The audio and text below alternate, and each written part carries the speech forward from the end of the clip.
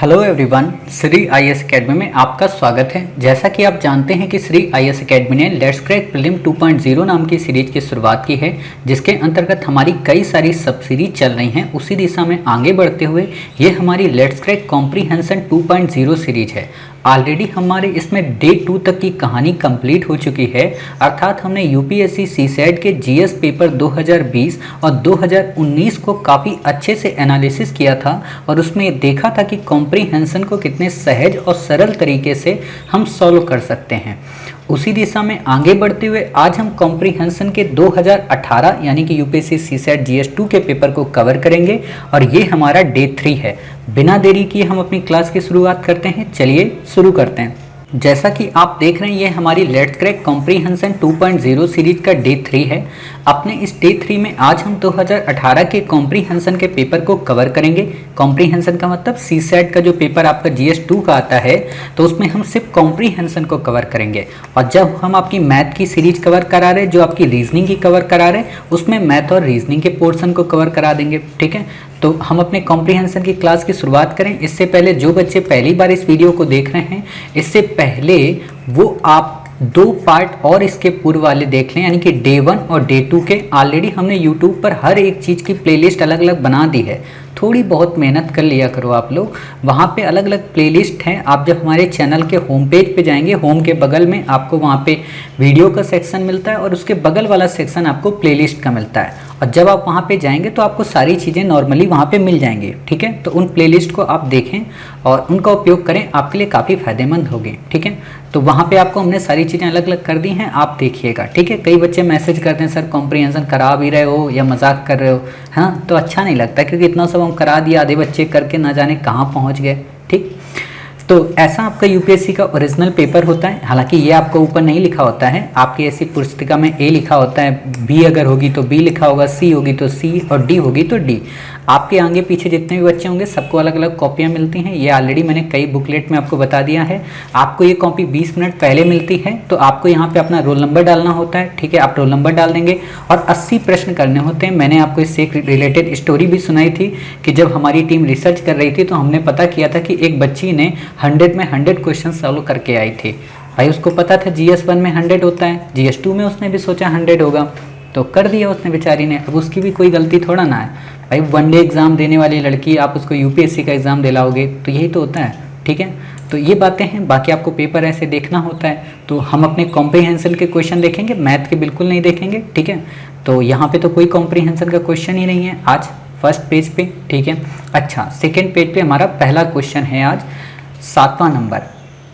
काफ़ी अच्छा क्वेश्चन है। तो क्या करें, पहले पैसेज को पढ़ें या फिर प्रश्न को? प्रश्न को, बिल्कुल सही बात है। तो हम सबसे पहले प्रश्न को देखते हैं। प्रश्न कह रहा है कि उपयुक्त परिच्छेद से निम्नलिखित में से कौन सा सर्वाधिक तार्किक और तर्कसंगत निष्कर्ष निकाला जा सकता है। ठीक है, आपको पहला ऑप्शन दिया है, कृषि क्षेत्र की समृद्धता भारत के लिए क्रांतिक महत्व की है।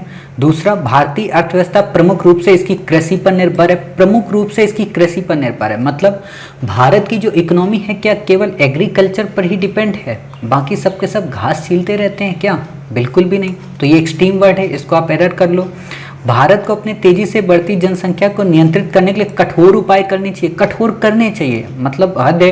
अब कोई बच्चा भी पैदा कर रहा तो आप इतने भी कठोर नहीं करवा सकते हो ना, तो इसको भी एक्सट्रीम आप मान लो। आज के संदर्भ में मत देखो कि हाँ उत्तर प्रदेश सरकार ने ये कर दिया कठोर उपाय, तब तो गलत हो जाएगा फिर आपका ऑप्शन। ठीक है, मैंने आपको क्या कहा था, बुद्धि नहीं लगानी है, जो वर्ड दिया है उसके एक्सट्रीम वर्ड को पहचानना है। भारत के कृषि समुदायों को अपनी आर्थिक दशाओं में सुधार लाने के लिए अन्य व्यवसायों को अपना लेना चाहिए। अच्छा, तो फिर एग्रीकल्चर कौन करेगा? लग रहा है ना कि एक तरीके से एक्सट्रीम वर्ड बोल रहा है। तो हम ये मान के चल रहे हैं कि चलो हमने 3 एरर लगा दिए, हमारी नज़र में ए सही है, बट हम फिर भी चेक करेंगे एक बार कि हाँ सच में ए सही है या गलत है। तो ध्यान से देखिएगा क्या कह रहा है। विश्व की जनसंख्या 1990 में 1.6 अरब के लगभग थी, आज ये 7.2 अरब के लगभग है और बढ़ रही है।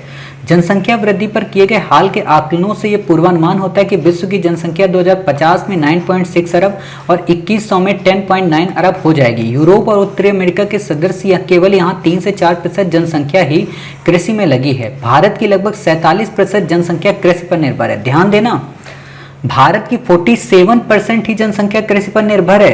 तो आपको समझ में आ गया 53 तो कहीं और निर्भर होगी। तो क्या मतलब हुआ कि 53 जब कहीं और निर्भर होगी तो ये तो फिर कट गया ना अपने आप।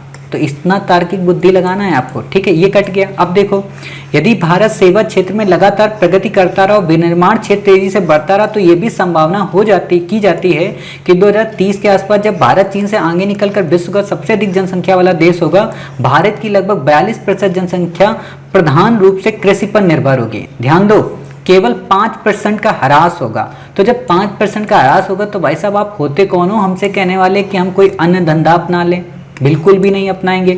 आप होते हो कौन कहने वाले कि कठोर जनसंख्या को हम वो रेगुलेट करें? कहीं कह रहा है आपसे कि कठोर जनसंख्या को रेगुलेट करना है? नहीं कह रहा ना। जब नहीं कह रहा है तो बाबूजी फिर बताइए कौन सा सही होगा? ऑप्शन ए सही होगा, ठीक है, कि कृषि क्षेत्र की समृद्धता भारत के लिए क्रांतिक महत्व की है। क्रांतिक महत्व की मतलब एक तरीके से क्रांतिकारी कदम हो सकता है अगर भारत कृषि क्षेत्र में भी समृद्ध बनता है तो। समझ गए? बाकी आपको इसमें बुद्धि नहीं लगानी। यही होता है जब हम बहुत एक्सट्रीम हो जाते हैं ना, हाँ जनसंख्या देखो सब जगह दिया है तो जनसंख्या पे कठोर कदम लगा दो, ऐसा नहीं होता है हमेशा। भारत भी दिया है, आप ये भी वर्ड देखो, और कहीं पे ये नहीं कह रहा है कि जनसंख्या बढ़ रही है तो हमें कंट्रोल करना है। कंट्रोल करने की तो बात ही नहीं आई, ठीक है। चलिए अगला क्वेश्चन देखते हैं। अगला क्वेश्चन क्या है? निम्नलिखित में से कौन सा एक उपयुक्त परिच्छेद का सर्वाधिक तार्किक उपनिगमन यानी कि कोरोलरी है, मतलब तार्किक निष्कर्ष है, ठीक है। ये वर्ड आप लोग लिख लिया करो अलग अलग। एक बुक देखो, एक बात बताएं आपको, आप लोग एक बुकलेट बना लो, ठीक है, छोटी सी सीसैट की, बिल्कुल पतली सी। सीसेट की ना बनाओ तो फार्मूला नाम से बना लो, क्योंकि जो बच्चे हमें रजिस्ट्रेशन नंबर भेजेंगे तो उनको हम फार्मूला का एक वीडियो भेजेंगे, संडे आपके पास आएगा, 8 संडे में 8 वीडियो आपके पास आ जाएंगे, ठीक है। तो एक बुकलेट बना लो, उसमें वो वाले भी जो फार्मूले हम बताएंगे उनको भी मेंशन करना, और जो ये वाले फार्मूले हैं इनको भी मेंशन करते जाओ कि हाँ जैसे उपनिगमन वर्ड है, कठोर वर्ड है ना, या एक तरीके से यहाँ पे मैंने आपको बताया क्या अन्य व्यवसाय हैं, सभी वर्ड है, इनको लिख लिया करो, ये आगे बहुत काम देंगे आपको। खैर वहाँ पे तो हम बताएंगे, बाकी आपकी मर्जी है। और एक बात और, कई सारे बच्चों को डाउट होता है श्री IAS एकेडमी पे अगर आप अपनी इन्फॉर्मेशन शेयर कर रहे हैं, मतलब पर्सनली अगर प्रखर प्रज्ञा फाउंडेशन को आप शेयर कर रहे हैं तो कहीं आपका अकाउंट हैक करने की प्रॉब्लम तो नहीं आएगी। नॉर्मल सी बात है, आज की दुनिया में किसी पे विश्वास नहीं करना चाहिए, सिंपल सी बात है। फिर श्री IAS एकेडमी कौन से खेत की मूली है जिस पे इतना जल्दी यकीन कर लिया जाए, जिसके संस्थापक का नाम तक नहीं पता है, संस्थान नहीं पता है, उसको हम अपनी प्राइवेसी क्यों दे दें, ठीक है। तो आपको सिंपल सा पता होना चाहिए, हम आपका रजिस्ट्रेशन नंबर मांग रहे हैं और आधार कार्ड नंबर भी नहीं मांग रहे, ना ही आपका बैंक अकाउंट नंबर मांग रहे हैं, तो बिल्कुल भी ऐसा नहीं होगा। दूसरी बात यह है कि अगर आपको ऐसा डाउट है तो मत भेजिए हमें, क्योंकि हम इसलिए आपसे नहीं मांग रहे कि हम आपकी एडवर्टाइज करेंगे कि हाँ ये बच्ची हमारे संस्थान से पढ़ी, ये बच्चा हमारे संस्थान से पढ़ा है, बिल्कुल भी नहीं, हमारा ये उद्देश्य ही नहीं है। हमारा उद्देश्य सिर्फ एक ही है, आप में से अधिकांश बच्चों को पता है कि जो फॉर्मूले हम आपके साथ शेयर करेंगे वो 1 दिन या 2 दिन में नहीं बने थे, ये 7 से 10 वर्षों का परिणाम है। और अगर वो फॉर्मूले हमने यूट्यूब पर पब्लिक कर दिए तो आपका नुकसान होगा, मेरा नहीं, क्योंकि एग्जाम आपको देना है। और सोचिए अगर वो फॉर्मूले केवल आप में से केवल 10 से 15 बच्चों ने रजिस्ट्रेशन नंबर भेजा तो उनको मिलेगा। इस क्लास को देखते कितने लोग हैं? 90 से 100 लोग। 90 से 100 लोगों को तो नहीं मिलेगा ना, तो मतलब क्या कि आप इन 80 बच्चों से एडवांस में रहेंगे, समझ गए? इसलिए हम आपसे मांग रहे हैं, बाकी आपकी मर्जी, कोई जोर जबरदस्ती नहीं है। आप अगर ये भी क्लास कर लोगे तो भी हो जाएगा, लेकिन वही बात है, ये क्लास करने के बाद आपको याद रहें, और याद रहने के बाद एग्जाम में आपको डर ना रहे, ठीक है, तब तो ये क्लासेस आपके लिए रामबाण हैं, ठीक है, ब्रह्मास्त्र हैं। और अगर आप एग्जाम हॉल तक जाते थे, डर गए, भूल गए, बीमार हो गए, कुछ भी हो गया और फिर भी आपको एग्जाम देना है, तो वो जो हमारे पास पाशुपात्र हैं, ठीक है, वो जो हमारे पास गांडीव है, वो आपको पूरी महाभारत जिता देगा अकेले, इतना वो महत्वपूर्ण है 8 वीडियो, ठीक है। बाकी खुद ही जब आप एक वीडियो देखेंगे अपने आप समझ जाओगे, क्लियर। खैर ज़्यादा उसमें हम विचार नहीं करेंगे। तो 8वां देखते हैं क्या है, बिल्कुल अच्छा सा क्वेश्चन है, ठीक है। तो क्वेश्चन क्या कह रहा है आपसे? क्वेश्चन आपसे कह रहा है कि खाद्य के विकल्प अधिक होने के कारण जोखिम अधिक हो जाता है, ठीक है। समस्त खाद्य जात बीमारियों का उद्गम खाद्य प्रसंस्करण है। समस्त का मतलब क्या होता है? सभी, काट दो भाई। हमें केवल स्थानीय उत्पादित खाद्य पर निर्भर रहना चाहिए। अच्छा, बाकी सेब कहाँ से खाएंगे फिर हम, ठीक है, तो ये कट गया। क्लियर। खाद्य उत्पादन के वैश्वीकरण में कटौती लानी चाहिए। अच्छा भाई, कमी लानी चाहिए, तो इस पे सोच सकते हैं। मोटे तौर पर हमें पता चल गया, दो ऑप्शन तो एक्सट्रीम है, दो को हमें अब चेक करना है। तो ऊपर वाला पढ़ लो, छोटा सा दिया हुआ है, इसको पढ़ते हैं। ठीक है, तो क्या दिया है, खाद्यजात बीमारियां उत्पन्न करने वाले बहुत से रोगाणुओं के विषय में जानकारी ही नहीं है। तो हम कैसे कह सकते हैं कि खाद्य बीमारियों के लिए एक ही वो जानकारी होती है। ठीक है, खाद्य संक्रमण खेत से लेकर थाली तक किसी भी चरण में हो सकता है। ठीक है, चूंकि खाद्य विषाक्तीकरण के अनेकों घटनाएं प्रतिवेदित रह जाती हैं, वैश्विक खाद्यजात बीमारियों का सही प्रसार अज्ञात है। जब हमें बीमारियों का ही नहीं पता चल पा रहा, तो सीधी सी बात है कि जब बीमारियों का पता नहीं है, तो जितने ज़्यादा हम खाद्य सामग्री के ऑप्शन रखेंगे कि पिज्ज़ा खा लें, बर्गर खा लें, मोमोज खा लें, झोमोज खा लें, चाउमीन खा लें, पाउमीन खा लें, साउमीन खा लें, सब कुछ खा लें, तो बीमार तो होगे ही होगे ना। पेट है, कोई वॉशिंग मशीन थोड़ा ना कि जो मर्जी है वो कपड़ा डाल दो धुल जाएगा, है ना। हमारी बॉडी भी तो क्लाइमेट के हिसाब से, चाउमीन हमारे यहाँ की नहीं है, ठीक है, लेकिन हम चाउमीन खाते हैं। बताएंगे किसी दिन चाउमीन खानी चाहिए कि नहीं खानी चाहिए। खैर अभी तो आप खा सकते हो, अभी तो कोई दिक्कत नहीं है, लेकिन जिस दिन बता देंगे उस दिन आप समझ जाओगे हाँ चाउमीन नहीं खानी चाहिए। ठीक है, तो वही चीज़ है कि जितने ज़्यादा हमारे पास ऑप्शन होते हैं, अब देखो कुछ लोग मेढक खाते हैं, कुछ चमगादड़ खाते हैं, कुछ छिपकली खाते हैं, कुछ काकरोच खाते हैं, तो जितने ज़्यादा ऑप्शन होते हैं उतनी ज़्यादा बीमारियां आती हैं। तो वही बात यहाँ पे समझ रहे हो, जितने ज़्यादा ऑप्शन उतनी ज़्यादा बीमारियां। फिर देखो, अंतर्राष्ट्रीय पर्यवेक्षण में सुधार के कारण जन जागरूकता में बढ़ोतरी हुई, तथापि खाद्य उत्पादन में तीव्र वैश्वीकरण से खाद्य को नियंत्रित करना तथा अनलिखित करना कठिनतर होने के साथ उपभोक्ता की भेद्यता बढ़ गई। मतलब हम वैश्वीकरण के खाद्य को नियंत्रित नहीं कर सकते। क्यों? क्योंकि WHO खुद कहता है कि विश्व हमारी प्लेट पर है। इस लाइन को लिख लेना भाई साहब आप। तो वैश्वीकरण का जब आप लोग ए से लिखते हो ना, तो वहां पे ये लाइन काफी उपयोगी आ जाएगी। WHO इज इक्वल टू विश्व हमारी प्लेट पर है, ठीक है ना, फूड डाइवर्सिटी को लेकर। इतनी बातें क्लियर हुई। तो अब आप बताओ, केवल स्थानीय उत्पाद की बात कर रहा है? नहीं कह रहा, बोल रहा है कि हम सॉल्व ही नहीं कर सकते। खाद्य उत्पादन के वैश्वीकरण में कटौती लानी चाहिए। क्या कटौती लाने से सारी दिक्कतें समाप्त हो जाएंगी? चाइना का वुहान वायरस जरूरी थोड़ा ना चाइना से ही निकले, अफ्रीका से भी आ सकता है कोई ना कोई वायरस। तो हम ये तो कटौती नहीं कर सकते ना। और फिर वही बात है कि आज वैश्वीकरण के दौर में हर एक व्यक्ति किसी ना किसी पे डिपेंड है। हम कटौती करेंगे तो वो क्या देख के तमाशा देखेंगे? वो भी कटौती करेंगे, तो फिर हमारे पास रॉ मटेरियल नहीं होगा। तो सीधी सी बात है, एक्सट्रीम वर्ड है। क्या यहाँ पे ऑप्शन आपका बचा? खाद्य के विकल्प जब अधिक होंगे तो जोखिम भी अधिक होगा, अतः हमें विकल्पों को कम करना पड़ेगा। चुपचाप दाल रोटी नमक प्याज के साथ तेल लगा के आराम से खाओ, सब्जी बनाओ आलू की, चुपचाप खा लो, ठीक है। ऐसे ही खाना खाना चाहिए, सिंपल रोटी, बस। क्लियर? तो दो आपके पैसेज कंप्लीट हो गए। चलिए अगला पैसेज देखते हैं। अगला जो आपको पैसेज है 9वां नंबर, काफ़ी अच्छा पैसेज है, इसको भी देखिए। उपयुक्त परिच्छेद से निम्नलिखित में से कौन सा सर्वाधिक तार्किक और तर्कसंगत निष्कर्ष निकाला जा सकता है? ये विज्ञान न होकर आस्था है जो अंततः मानव जात की सभी समस्याओं, देख रहे हो, मतलब बुद्धि नहीं लगानी है, सभी समस्याओं काट दो। कैसे सभी समस्याएं हो सकती हैं? सभी समस्याओं को सुलझा सकती है। विज्ञान और आस्था आपस में संपूरक हो सकते हैं यदि उनके समुचित दायरों को समझ लिया जाए। बिल्कुल सही कह रहा। हम लोग नहीं कहते हैं कि जहाँ पे विज्ञान समाप्त हो जाता है वहां से अध्यात्म शुरू होता है। हालांकि जब मैंने फर्स्ट टाइम अध्यात्म की बुक पढ़ी थी, फिलोसफी यानी कि आप कह सकते हो रिलीजन की बुक पढ़ी थी, और मेरे बाबूजी हमेशा जब हमारी उनसे बहस होती ना, मतलब बहस भी होती बड़ी वाली, और उसमें मारपीट लड़ाई नहीं होती है, बहस होती है विद्वान वाली, तर्क वाली और बड़ी भयंकर वाली, ठीक है। तब बीच में फिर कोई नहीं आ सकता वहाँ पे, मतलब कितना भी हो जाए। तो हमारी जब बहस हो रही थी तो हमने कहा देखो बाबूजी, पिताजी इस समय मतलब हमने पिताजी से कहा पिताजी देखो ये वैज्ञानिकों ने खोज कर लिया। बोले खोज लेने दो। बोले जहाँ तुम्हारा विज्ञान समाप्त होता है ना, वहाँ से मेरा अध्यात्म शुरू होता है, और लगा लेने दो विज्ञान को जितना जो। विज्ञान गेहूँ नहीं बना सकता, ये बता दे रहा हूँ, और विज्ञान खुद की मिट्टी नहीं बना सकता है। यहीं से अध्यात्म शुरू होता है। जहाँ सारी दवाइयाँ खत्म हो जाती वहाँ से अध्यात्म शुरू होता है। अब बताओ। तो मैंने कहा हाँ बहुत अच्छी बात आप बताते हो, है ना। तो वही चीज़ है। तो वो लाइन अगर आपको याद है, आप उसको यहाँ पे लिंक कर सकते हो कि हाँ संपूरक, मतलब एक दूसरे के पूरक। जैसे कहते हैं ना, स्त्री और पुरुष एक दूसरे के पूरक होते हैं। जो काम पुरुष कर सकता है वो काम स्त्री नहीं कर सकती, जो काम स्त्री कर सकती है वो काम पुरुष नहीं कर सकते, ठीक है। अब वो बात अलग है कि आजकल पुरुष भी स्त्रियों के कपड़े पहन के घूमने लग गए हैं, ठीक है, और स्त्रियां भी पुरुषों के समकक्ष आने में सब कुछ त्याग दे रही हैं, है ना। तो वो एक अलग चीज हो जाती है। लेकिन नॉर्मल सी बात नेचर ने हमें इसीलिए बनाया है कि जो काम पुरुष नहीं कर सकता वो स्त्री कर दे, और जो स्त्री नहीं कर सकती वो पुरुष कर दे, ठीक है।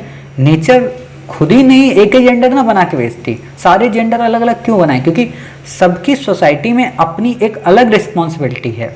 ठीक है, चलिए अगला इसमें है कुछ ऐसे अत्यंत मूलभूत प्रश्न हैं जिनका उत्तर विज्ञान अथवा आज तक किसी से नहीं दे सकते। मतलब ये भी एक्सट्रीम वर्ड है तो ये भी कट हो गया। आज की संस्कृति में वैज्ञानिक विचारों को आध्यात्मिक विचारों की तुलना में अत्यधिक महत्व दिया जा रहा। आपको लगता है मोदी जी योग पूरे अंतरराष्ट्रीय स्तर पर दिया है तो कहाँ से गए? आज हमारे यहाँ का जो नमस्ते का कल्चर है ये कैसे जा रहा है? आज हम जो वसुदेव कुटुंबकम की बात करते हैं कैसे जा रहा है? विज्ञान की बातें थोड़ा ना है, अध्यात्म की बातें। राफेल भी आता है तो चंदन तिलक लगा के उसका स्वागत करते हैं, है ना? और हम कह दे रहे कि नहीं अध्यात्म की तो तुलना ही नहीं कर सकते। वाराणसी नगरी खामखा मोदी जी बना रहे कॉरिडोर। ऐसे सोचा करो आप लोग। मतलब आप लोगों को लग रहा होगा कि क्या पागलपन की बातें बता रहे हो सर जी। ऐसे जब आप थिंकिंग करते हो ना क्वेश्चन पे, तो आप जानते हो किसको अटैक कर रहे होते हो? यूपीएससी का क्वेश्चन बनाने वाले को, उसको बता रहे हो तो क्या, अरे आप हमको मूर्ख समझ रखे हो क्या कि आध्यात्मिक विचार होंगे ही नहीं? आप हमको मूर्ख समझ रखे हो क्या कि दुनिया में किसी चीज का कोई समाधान ही नहीं है? बुद्ध क्या बोलते हैं? दुख है, दुख का कारण है, दुख निरोध है, दुख निरोध गामिनी प्रतिपदा है। हिंदी मीडियम में परिणाम नहीं आता है तो नहीं आता है क्यों? क्योंकि दुख है। कारण क्या है? पढ़ते नहीं है बच्चे। दूसरा कारण क्या? पढ़ाने वाले अच्छे नहीं है। अब कारण भी समाप्त हो गया, पढ़ाने वाले भी अच्छे मिल गए, अब पढ़ने वाले को बच्चे तैयार नहीं है। तो अंतर है ना, तभी तो दुखी है। तो अब परिणाम आएगा, सारी समस्याएं दूर होंगी, हिंदी मीडियम टॉप पे आएगा फिर से। तो वही बात है। तो आपको समझ में आ गया, ये तीनों वर्ड में आपके दो नीचे एक्सट्रीम है और एक ऊपर एक्सट्रीम है। तो बच कौन रहा? बी। फिर भी हम आपकी दिल को बिना नाराज किए पढ़ लेते हैं। ठीक है, मैं वैज्ञानिक हूँ। वाह, मैं वैज्ञानिक हूँ, मेरा सौभाग्य है कि मैं इस प्रकार का व्यक्ति हूँ। वाह, कितनी अच्छी लाइन है। देखो मतलब फुल कॉन्फिडेंस आ जाए। विज्ञान के साधनों का उपयोग करके प्रकृति को समझा जा सकता है। ध्यान दे रहे हो, दोनों एक दूसरे से रिलेशन बता रहा है। लेकिन यह भी स्पष्ट है कि कुछ महत्वपूर्ण प्रश्न सचमुच में ऐसे हैं जिनका उत्तर वास्तव में विज्ञान नहीं दे सकता। जैसे कि कुछ भी ना होने के स्थान पर कुछ क्यों है, हम यहाँ क्यों हैं। उन दायरों में मैंने पाया कि आस्था इनके उत्तरों के लिए बेहतर मार्ग उपलब्ध कराती है। देखा, मतलब धर्म उत्तर दे रहा है लेकिन विज्ञान नहीं दे रहा। जैसे मैंने एक पुस्तक पढ़ी थी, मैं कौन हूँ, बहुत ही अच्छी पुस्तक है, आप मत पढ़ना भी, ठीक है? नहीं तो फिर इस कान में ढपली बजाते नजर आओगे, हरे रामा हरे कृष्णा कृष्णा कृष्णा हरे हरे, है ना? ये अभी नहीं बताना है, अब पढ़ना भी, आईएएस बनिए, ठीक है? बेहतर मार्ग उपलब्ध कराती है। मैं इसको विषम रूप से काल दोष युक्त पाता हूँ। मतलब काल के आधार पे दोष नहीं लगा सकता हूँ कि आज आगे क्या है भाई, दिखा दो। आज ऊपर, आज की संस्कृति में एक व्यापक धारणा प्रतीत होती है कि वैज्ञानिक और आध्यात्मिक विचार असंगत हैं। असंगत का मतलब दोनों अलग अलग हैं, दूर दूर हैं। लोग मानते हैं कि जो विज्ञान है वो अध्यात्म नहीं है, जो अध्यात्म है वो विज्ञान नहीं है, जबकि इनको आपस में आना चाहिए। ठीक है, यही ये लेखक कहना चाह रहा। क्लियर कि इनको आपस में मिलकर आना चाहिए। तो सिंपल सी बात है, आप देख लिए, ठीक, कॉमन सी बात है, हो गया आपका उत्तर। आप सोच रहे हो सर इतनी जल्दी क्यों पढ़ा रहे हो? भाई आप लोगों को अब सब कुछ आ गया है, अच्छे ढंग से आप लोग क्वेश्चन कर रहे हो, ठीक है? बाकी आप लोगों ने एक से लगाया होगा, बहुत डेप्थ में पढ़ाया मैंने, ठीक? चलिए इसको देखते हैं। लेखक चाहता है कि भारत अपने को अतीत के बंधनों से मुक्त करे क्योंकि वह भूतकाल के औचित्य को नहीं समझ पा रहा। हद होती है भाई। धौलावीरा हमने क्यों खोजा था? इसलिए खोजा था कि हम अपने अतीत को नहीं समझ सकते। एक्सट्रीम है ना, काटो। ऐसा कुछ नहीं जिस पर गर्व किया जा सके। तुमको हम क्या कहें भाई साहब, क्वेश्चन बनाने वाले? भारत पे गर्व नहीं कर सकते तो किस पे गर्व कर सकते हैं? उसकी भारत के इतिहास में रुचि नहीं है। हद होती है। मोदी जी रोज इतिहास बदलने को तैयार खड़े हैं और आप कह रहे हो रुचि नहीं है। वे उसके भौतिक और आध्यात्मिक विकास को रोकते हैं। ये बात अच्छी है, ठीक है? यहाँ पे ध्यान देना। अब आप इसको पढ़िए पूरा ध्यान से, आप समझ जाओगे। यद्यपि मैंने बहुत सी पुरानी परंपराओं और प्रथाओं को त्याग दिया है और मैं उत्सुक हूं कि भारत स्वतः उन सभी बेड़ियों को उतार फेंके जो उसे बांधती हैं, रोकती हैं, उसके लोगों को विभाजित करती हैं, उनमें से अधिसंख्य लोगों का दमन करती हैं तथा शरीर एवं आत्मा के स्वतंत्र विकास को रोकती हैं। अब ये लाइन देखो, शरीर एवं आत्मा। शरीर को हम लोग क्या बोलते हैं? भौतिक शरीर है ये। आत्मा को क्या बोलते हैं? आध्यात्मिक प्रवृत्ति है ये, ठीक? भौतिक इस शरीर को त्याग दो अर्जुन। इस भौतिक शरीर में कुछ भी नहीं है। आत्मा का वर्ण करो, ये अजर है, अमर है, ये कभी नहीं मरती है। इसके विकास पर ध्यान दो। श्रीमद् भागवत गीता में परम पिता परमेश्वर यही कहते हैं। तो जब वो ये कहते हैं तो सिंपल सी बात है, भौतिक और आध्यात्मिक विकास को रोक रहा है। यही लाइन आपको इसने दे दिया है। तो आप बताइए कुछ पढ़ने की ज़रूरत है? फिर देखो, यद्यपि मैं ये सब चाहता हूँ कि फिर भी अपने आप को अतीत से पूरी तरह काटना नहीं चाहता हूँ। क्यों? मुझे अपनी महान विरासत पे गर्व है। अब मुझे तो पता है ना, तो मैं ऐसा क्यों कह दूँ कि मुझे गर्व नहीं है? फिर देखो, और मैं भी सचेत हूँ कि मैं भी हम सभी की तरह उस अटूट श्रृंखला की कड़ी जो इतिहास के उषा काल के भारत के अविस्मरणीय अतीत से संबंध है, मतलब भूतकाल से भी हम संबंध है और इतिहास से भी हम संबंध है। तो क्यों कह रहे हो भाई कि हम नहीं हैं? कट गया ना, बिना पैसेज को पढ़े मैंने काट दिया ना। देखा, ऐसे करना है आपको। क्लियर? तो उम्मीद है आप हमारी बात समझे। नाक मत कटा के आना एग्जाम में, ऑप्शन कट करके आना है आपको, ठीक है? हाँ, मतलब कुछ के मन में आ रहा है अरे सर गलत कराएंगे तो आप क्या कर लोगे मेरा? कर तो भाई साहब कुछ भी नहीं पाएंगे, लेकिन फिर वही है कि मगरमच्छ की तरह आंसू बहाओगे बाहरी बार, ठीक है? तो मेहनत करके जबरदस्त करो, अटेम्प्ट करो। जो हम आपको टेस्ट भेजते हैं उनको अटेम्प्ट किया करो आप लोग। कुछ बच्चे तो ये सोचे सर नकल करा रहे हो आप। अरे भाई, नकल कोई सही कर लो, भूल जाते हो आप लोग खुद ही, तब तक पढ़ के करो, ऑप्शन चेक करके बस मत करना, ठीक है? चलिए, ये बहुत बड़ा पैसेज है। इसमें कितने क्वेश्चन है? 1 2 मतलब 18 से 20, लगभग 4 क्वेश्चन है, ठीक है? पैसेज भी बहुत बड़ा आपको दिया है परेशान करने के लिए। तो हम क्या करेंगे, क्वेश्चन ही पढ़ेंगे, पैसेज तो बाद में ही पढ़ेंगे, ठीक है? अब देखो ध्यान से इस क्वेश्चन को, ठीक है? 17 नंबर क्या है? इस परिच्छेद के अनुसार निम्न में से किसका किनका शिक्षा के अधिकार के अधीन सर्वोपरि महत्व? आप में से अधिकांश बच्चों ने ऑप्शन एलिमिनेट कर लिया होगा, मुझे 100% पता है। सभी माता पिता, आपने देखा होगा सर सभी दिया है, काटो इसको पहले। तो अब एक काटा आपने, ए बी कट गया, तो क्या बचा? सी डी बचा, यानी कि दूसरा हमें चेक नहीं करना है, डी चेक करना है।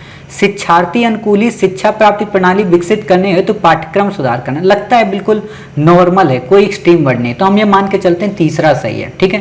यानी कि इसका ऑप्शन तीसरा सही है। अब चेक कर लेते हैं कि शिक्षा के अधिकार के अधीन सर्वोपरि महत्व क्या है। तो शिक्षार्थी अनुकूली शिक्षा प्राप्ति प्रणाली, शिक्षार्थी अनुकूली का मतलब होता है शिक्षा जो लेने वाले लोग हैं, जो विद्यार्थी हैं, शिक्षा प्रणाली उन्हीं के अनुकूल हो, और शिक्षा जो प्राप्त करने वाली प्रणाली हो उसके पाठ्यक्रम में सुधार हो, ठीक है? तो इस चीज को ध्यान से देखिएगा, पूरा पैसेज आप पढ़िएगा, आपको इसका उत्तर पूरा यहीं पे मिल जाएगा, ठीक है?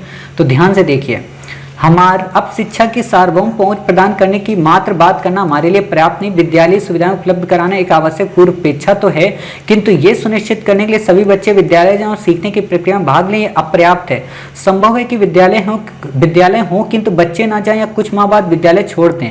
विद्यालय और सामाजिक सुव्यवस्था सोशल मैपिंग द्वारा हमें व्यापक सामाजिक, आर्थिक, सांस्कृतिक, अवश्य भाषा और शैक्षिक मुद्दों को तथा उन कारकों को जो कमजोर वर्गों और सुविधा वंचित समूहों के बच्चों को, लड़कियों को भी नियमित विद्यालय जाने और प्रारंभिक शिक्षा पूरी करने से रोकने सुलझाना चाहिए। हमारा ध्यान निर्धनतम और सबसे असुरक्षित वर्ग पर केंद्रित होना चाहिए, क्योंकि ये सर्वाधिक असक्त और इन्हीं को अपने शिक्षा के अधिकार का अतिक्रमण होने या उससे वंचित होने का अधिक जोखिम रहता है। शिक्षा के अधिकार का दायरा निःशुल्क और अनिवार्य शिक्षा से कहीं आगे तक का, और इसमें सभी के लिए गुणवत्तापूर्ण शिक्षा शामिल है। गुणवत्ता शिक्षा के अधिकार का अभिन्न अंग, यदि शिक्षा प्रक्रिया में गुणवत्ता का अभाव तो बच्चों को उनके अधिकार से वंचित किया जा रहा। बच्चों को निःशुल्क अनिवार्य शिक्षा का अधिकार अधिनियम यह अधिकथित करता है कि पाठ्यक्रम में कार्यकलाप, अन्वेषण और खोज के माध्यम से शिक्षा प्राप्ति का प्रावधान होना चाहिए। समझ गए? आपको ये लाइन यहाँ दे दी, तो बिना बुद्धि लगाए आप ऑप्शन कर सकते हो, लेकिन फिर भी आगे देखो, इससे हम पर यह बाध्यता आती है कि बच्चों को विद्या के निष्क्रिय प्राप्तकर्ता के रूप में देखने का नजरिया बदल जाए और परीक्षार्थियों के आधार के रूप में पाठ्य पुस्तकों के उपयोग की परिपाटी से आगे बढ़ा जाए। शिक्षण और शिक्षा ग्रहण प्रणाली को तनाव मुक्त होना चाहिए। शिक्षार्थी अनुकूली अधिगम प्रणाली की व्यवस्था के लिए पाठ्यक्रम का सुधार, पूरी लाइन दे दी आपको। तो भाई साहब अब भी बुद्धि लगाने की जरूरत है क्या? नहीं लगाने की जरूरत है ना, यानी कि ऑप्शन हमारा 3 सही है, बस काम खत्म। क्लियर? तो इतनी बातें हो गई। चलो अब बात आती है अगले आर्टिकल की। क्या है अगला आर्टिकल आपका? बिल्कुल सिंपल सा है, इसको भी ध्यान दीजिए। क्या कह रहा है आपसे? शिक्षा का अधिकार बच्चों की शिक्षा प्राप्ति प्रक्रिया के लिए शिक्षक का उत्तरदायित्व होने की गारंटी देता है, ठीक है? शिक्षा का अधिकार विद्यालयों में बच्चों के 100% नामांकन होने की गारंटी देता है, ठीक है? शिक्षा के अधिकार का आशय जन्मांकी लाभांश का पूरा लाभ उठाने का है, ठीक है? अब यहाँ पे आप ऑप्शन देखो ध्यान से। आप जब यहाँ पे ऑप्शन देखोगे तो आपको क्या दिख रहा है कि कौन सी पूर्व धारणाएं वैध हैं? 2 3, ठीक है? 3 सब में है, 1 अकेला है।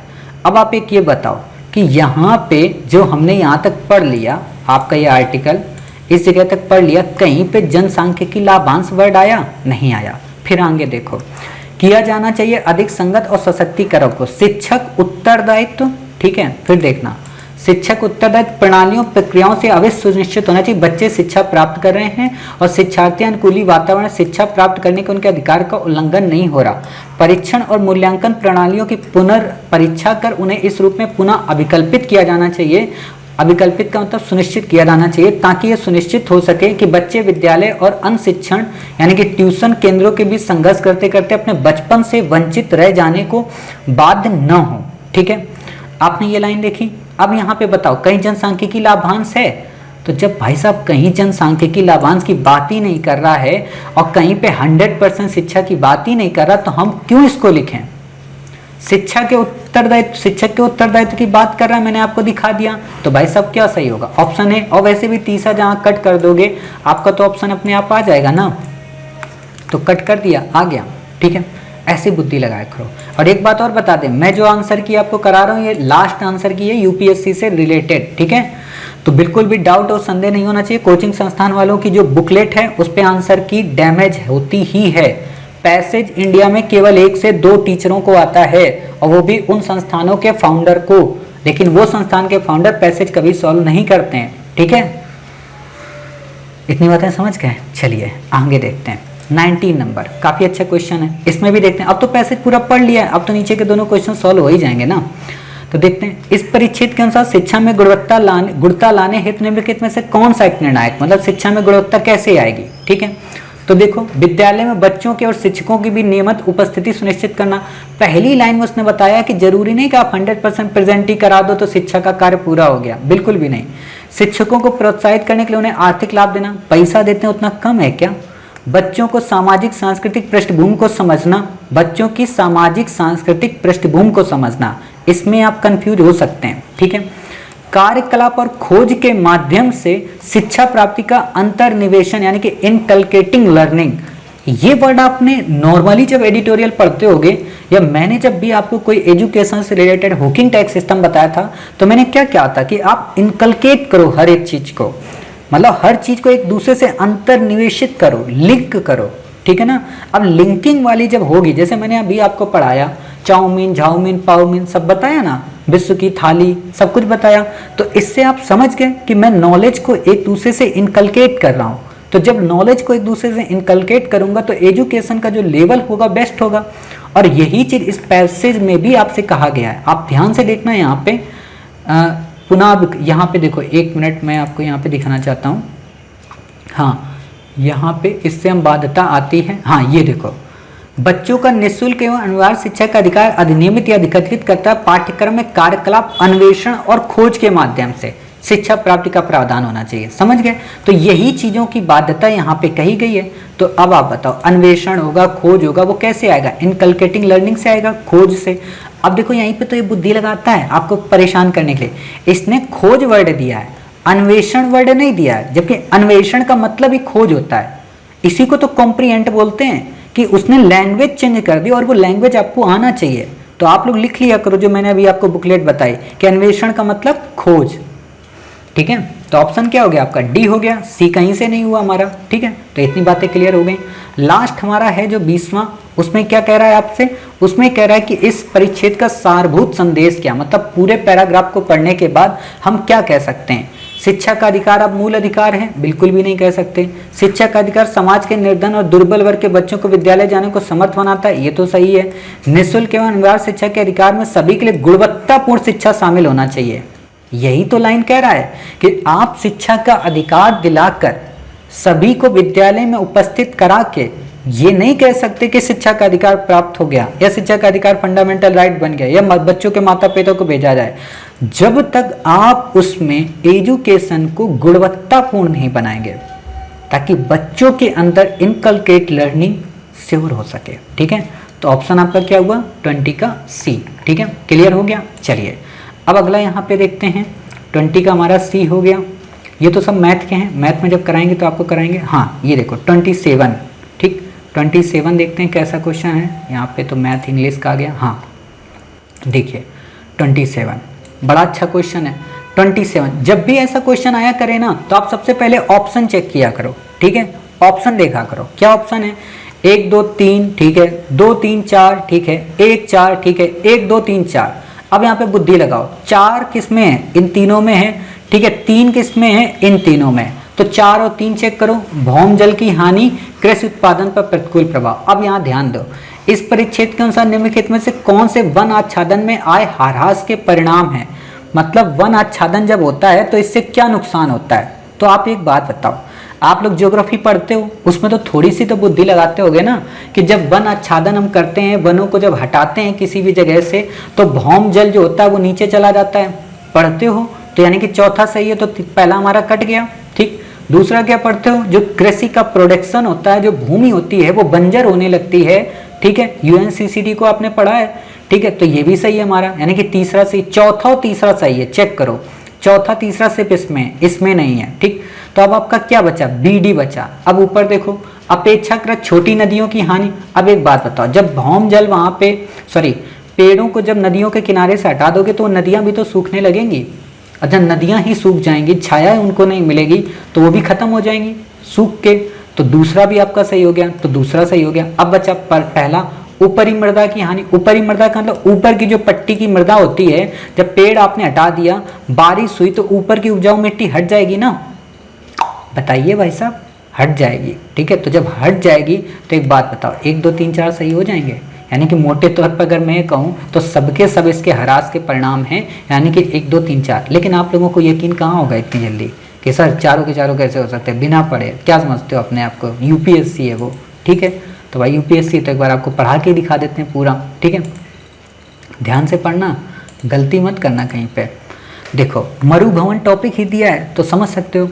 मरुभवन किसी पारितन की जैव उत्पादकता के ह्रास की उस प्रक्रिया को व्याख्या करने वाला शब्द है जिसके परिणाम स्वरूप उत्पादकता की संपूर्ण हानि हो जाती है। यद्यपि यह घटना प्राय शुष्क, अर्धशुष्क, अल्पाद पारितंत्रों से जुड़ी हुई तथा आदि उष्णकटिबंधों में भी इसका प्रभाव अत्यंत नाटकीय हो सकता है। मानव प्रभावित स्थलीय पारितंत्रों का दरिद्रण विविध रूपों में दिख सकता है। त्वरित अपरदन जैसे कि पर्वतीय क्षेत्रों में भूमि का लवड़ी भवन, जैसा कि देश के अर्धशुष्क और शुष्क हरित प्रांतों जैसे उदाहरणतः हरियाणा और पश्चिमी उत्तर प्रदेश में।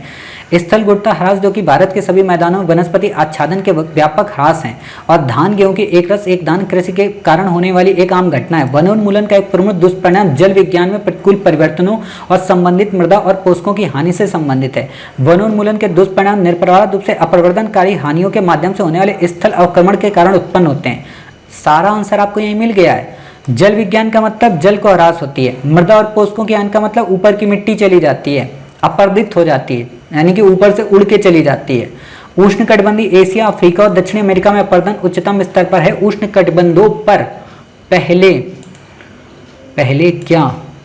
पहले से ही इसकी उच्च दरें वनोन्मूलन के और वनों के नष्ट हो जाने के उपरांत किए जाने बेमेल भूमि प्रबंधन प्रणालियों के कारण चिंताजनक दर से बढ़ रही है। उदाहरण, भारतीय संदर्भ में प्रमुख नदी तंत्रों गंगा और ब्रह्मपुत्र के माध्यम से पर्वत के संदर्भ में पर्वतीय मृदा का कम होता जा रहा आर्द्रता धारण, हिमालयी क्षेत्र के अंतर्भूमि झरनों और अपेक्षाकृत छोटी नदियों के सूखते जाने। आ गया ना, छोटी नदियां।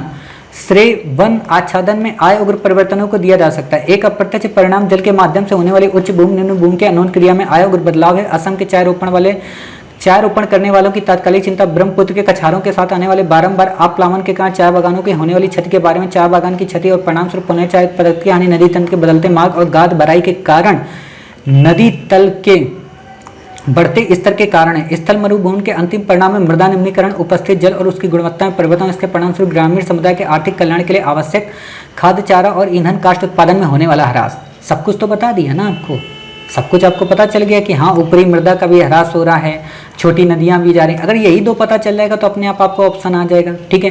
क्यों? क्योंकि कहीं पे 1 2 दिया ही नहीं ऑप्शन में, है ना। तो यही चीज देखो, 1 2 इसमें दिया, 1 2 इसमें दिया है। आपको पता है कि 2 भी है, 3 भी है, 4 भी है, आपको 4 पता ही है, तो अपने आप एलिमिनेट हो जाएगा, है ना। तो और इतनी ही तेज पैसे आपको पढ़ना है, स्पीड ऐसी ही बनानी है, बिल्कुल बच्चों की तरह लेंदी बन के मत पढ़ना। इतनी तेज पढ़ो और फुल कॉन्फिडेंस के साथ पढ़ो, ठीक।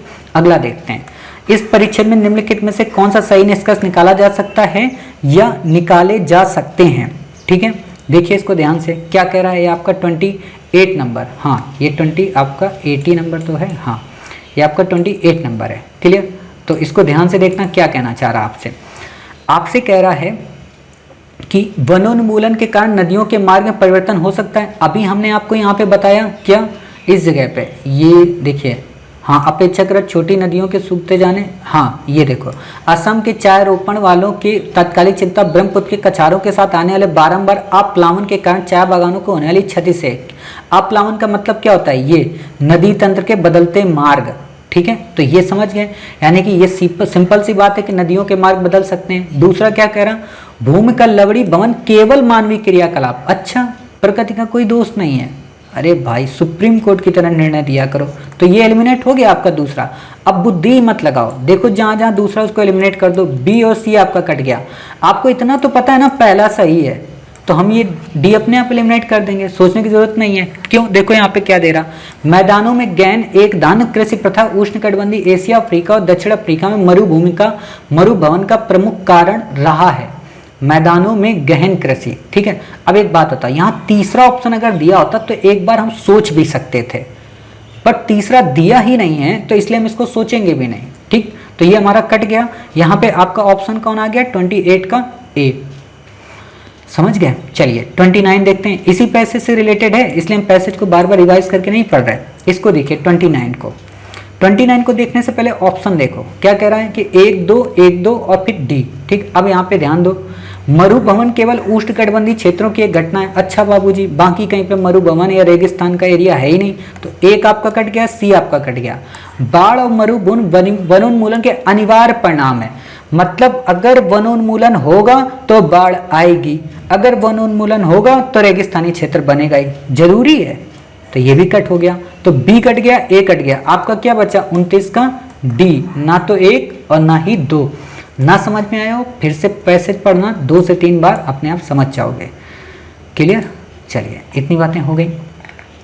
अब बात आती 29 हमारा ये हो गया यहाँ तक। अगला 30 वाला देखते हैं, ठीक। इसमें भी देखो बिल्कुल वैसे ही ऑप्शन आपको दिए हुए हैं, ठीक है। तो ऑप्शन पहले हम चेक करते हैं क्या कह रहा है। 3 इसमें है, 4 इसमें, 4 इसमें, सब में 4 है, मतलब हम 4 को चेक कर लें, 3 को चेक कर लें, हमारा आंसर पता चल जाएगा। मतलब किसी को भी चेक कर लें, आंसर पता चल जाएगा। फिर भी देखते हैं, तो क्या देखते हैं हम इसमें हम देख रहे हैं कि उपयुक्त परिच्छेद के संदर्भ में निम्नलिखित में से कौन सा जलवायु परिवर्तन का सामना करने के लिए सहायक होंगे। मतलब जलवायु परिवर्तन को कौन फेस कर सकते हैं। प्राकृतिक जल स्रोतों का संरक्षण, बिल्कुल सिंपल सी बात है। हम लोग कहते हैं कि प्राकृतिक जल संरक्षण का अगर संरक्षण कर लेंगे तो हम जलवायु परिवर्तन से निपट पाएंगे, बिल्कुल सही बात है। तो एक गलत यहाँ पे नहीं है, तो एक सही हो गया, तो ए सही है, बी सही है, डी सही है, हमने मान लिया।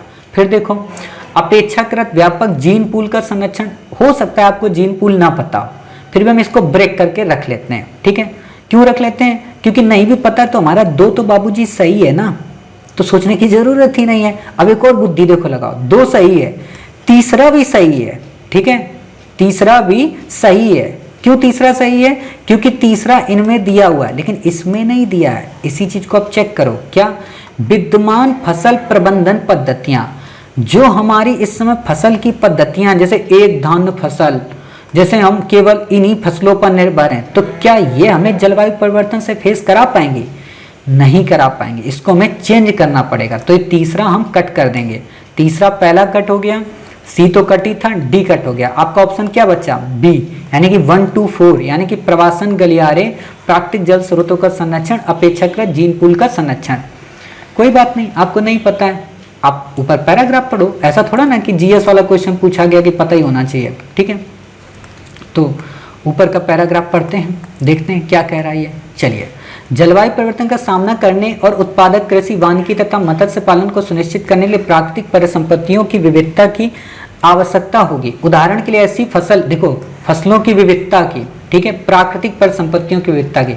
उदाहरण के लिए ऐसी फसलों की आवश्यकता है जो सूखा, गर्मी और बढ़ी हुई आवश्यकता है। तो इसका क्या मतलब है कि हम वो काम नहीं कर रहे, समझ गए? तो ये बातें आप समझ गए। फिर देखो यहाँ पे, लेकिन फसलों को चुनने के लिए निजी क्षेत्र और किसान प्रेरित प्रक्रिया अतीत अथवा वर्तमान दशाओं में अपनाई गई एक रूप किस्मों का समर्थन करती हैं, ना कि उन किस्मों का जो अपेक्षाकृत गर्म, आर्द्र और शुष्क दशाओं में सतत उच्च उत्पादन देने में समर्थ है। सिंपल सी बात है, हमें ऐसी फसलों को अपनाने की जरूरत है जो कि अभी लोग अपना नहीं रहे। फिर देखो, वर्तमान फसलों, नस्लों और उनके वन संबंधियों के आनुवंशिक संसाधनों के अपेक्षाकृत व्यापक निकायों, मतलब जीन पूल को संरक्षित रखने के लिए त्वरित प्रजनन कार्यक्रमों की आवश्यकता है। अब कह रहा ना जीन पूल, तो आपका ऑप्शन आ गया। चलो, अपेक्षाकृत अक्षुण्ण पारितंत्रों जैसे कि वनों को रोपित, पढ़ने की वैसे तो मुझे कायदे से कोई जरूरत होनी नहीं चाहिए। इतना तो आपको बता ही दिया। प्राकृतिक जल संरक्षण स्रोत हो गया, झील पूल हो गया आपका, ये है नहीं हमारा, तो जब तीसरा ही नहीं है तो हम तीसरे से ही कट करके अपना आंसर निकाल सकते हैं, तो इतनी बुद्धि क्यों लगाएं, ठीक है। बाकी आप पढ़ लीजिएगा जिसको जल्दबाजी हो, ठीक है। फिर भी चलो पढ़ लेते हैं जब इतना पढ़ लिए हैं, क्योंकि अगला क्वेश्चन के लिए भी चाहिए ना। जैसे कि वनोरोपित जल ग्रहण क्षेत्र, मैंग्रोव, आर्द्र भूमियां जलवायु परिवर्तन के प्रभावों को रोक सकते हैं। बदलती हुई जलवायु के अंतर्गत ये पारितंत्र स्वयं में संकट और प्रबंधन उपागमों को अपेक्षाकृत अधिक पूर्व सक्रिय और अनुकूली बनाना होगा। प्राकृतिक क्षेत्रों के संयोजनों के बीच, जैसे प्रवासन गलियारों, आप तो समझ गए, को आवश्यकता जातियों की गतिशीलता सुकर बनाने के लिए होगी, जिससे कि जलवायु परिवर्तन का सामना किया जा सके, ठीक है। क्लियर हो गया ना आपका ये वाला तीसरा 13 ऑप्शन। 31 देखते हैं, देखिए 31 क्या कह रहा है। जीविका का विविधीकरण जलवायु परिवर्तन का सामना करने के लिए एक योजना के रूप में कार्य करता है। बिल्कुल सही कह रहा है कि हम डाइवर्सिटी लाएंगे उतना हमारे लिए फायदेमंद होगा। नहीं दे रहा फसलों में, नस्लों में, वन में, ठीक। एक दान फसल पद्धति को अपनाने से पादप किस्में और अनेक वन संबंधी समाप्ति की ओर अग्रसर होते हैं। मतलब एक दान अगर हम फसल अपनाते हैं तो जो पादप किस्में हैं और जो वन संबंधी जो प्रॉब्लम है वो पूरी तरह से समाप्त हो जाती है, फिर हमें दिक्कतें आती हैं। तो दोनों बातें बिल्कुल सही कह रहा है, तो इसलिए हमारा इसमें ऑप्शन क्या होगा, इसमें हमारा ऑप्शन सी होगा, ठीक है। तो इतनी बातें आप समझ गए। आपको फिर से हम ये बी वाला ऑप्शन समझा दें, नहीं तो कुछ बच्चों के दिमाग से ऊपर से ही उड़ गया होगा कि ये क्या बोल गए सर आप।